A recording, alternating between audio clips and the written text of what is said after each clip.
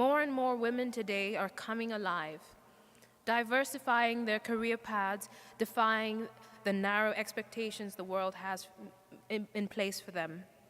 We continue to fight for equality, for justice, for freedom, for compassion. And we achieve the most when we are awakened and responsive to the desires of our individual hearts. It is then that we can really be a part of a whole and share our tools to fulfill the bigger picture of a better tomorrow. 7 tools I offer you today. Recognize and articulate your fears to yourself. Then look for what you love and articulate that to yourself and to others. Do this often, and your love will grow stronger than your fear. 2, reach out to your stretcher bearers. This is a concept I carried with me from a high school Bible teaching. It speaks of a time when Jesus was teaching a crowd of people that had come from all over.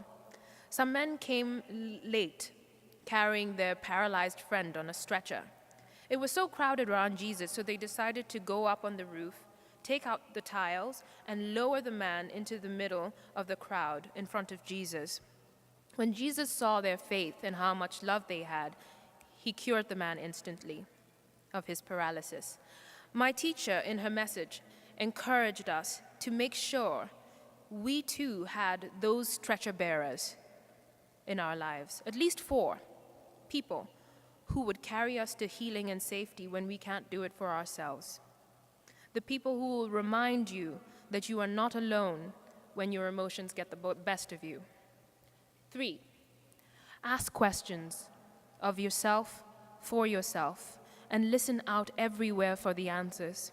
Take reading recommendations from people you respect. It was in sitting in a talkback with a documentary filmmaker that I learned about the book Fight Your Fear and Win by Don Green. And it very literally got me out of my crisis before I went to Yale. That and the book Map for Life, a life management book by Glenn McQuirk that my mother insisted for 5 years I read before I finally picked it up, and I never regretted it. I go back to these books often. 4, do not underestimate the power of writing your dreams and goals down. Right before I got cast in 12 Years a Slave, I wrote in my diary what kind of work I wanted to do. I envisioned, this was on May 4th, 2012, that I wanted to make meaningful films that affect change in people's understanding of and commitment to the world we live in. I also wrote that I wanted to visit New Orleans for a week. On May 13th, I booked 12 Years a Slave, and on June 6th, I would be in Louisiana working on the film for 5 weeks.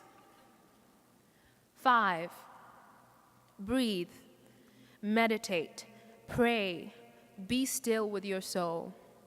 There is a force within us that surrounds us, penetrates us, and binds us together. And I'm not just saying that because I'm in Star Wars. I believe it. 6, go for it and always allow failure to be an option. True freedom is being without anxiety about imperfection, says Zen Master Sengsan. And right now, I am learning to deeply value my human right to be imperfect. No matter who we are or what stage of achievement we are at, I think that it is healthy to always have some perfection to work towards. It gives us perspective and also gives us something worth living another day for.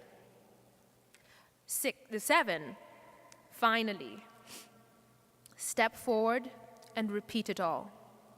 With each step you take, with each new challenge you face, expect yourself to learn these lessons again and again. Do not be disappointed in yourself when it feels like this time it is harder or different. It will always be harder or different if you are growing. When you feel overwhelmed by this, remind yourself that you feel despair because you still care. Step and repeat. Step and repeat. It doesn't ever get comfortable, but it does get familiar.